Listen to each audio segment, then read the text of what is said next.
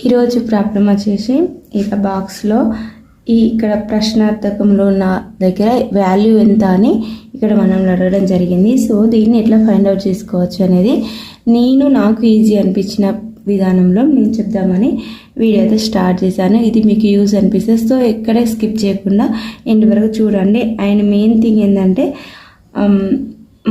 మనము చేసుకునే దానికంటే ఒకరు చెప్పింది ఒకరికి ఈజీ అనిపించిన వేని మనం ఒకసారి చూస్తే అది వేరే ప్రాబ్లమ్ని మనం చేసేటప్పుడు మనకు ఈజీగా మనం దాన్ని ఫైండ్ అవుట్ చేయడానికి మనకు యూజ్ అనిపిస్తుంది. సో ఇది ఎండ్ వరకు చూడండి. ఇక్కడ మీకు ఒక ట్రిక్ తోటి నేను చెప్తున్నాను. చూడగానే ఫస్ట్ 5 4 100 ఇది ఇచ్చిండు. సో ఇది ఎట్లా అయిందని నేను చెప్తాను.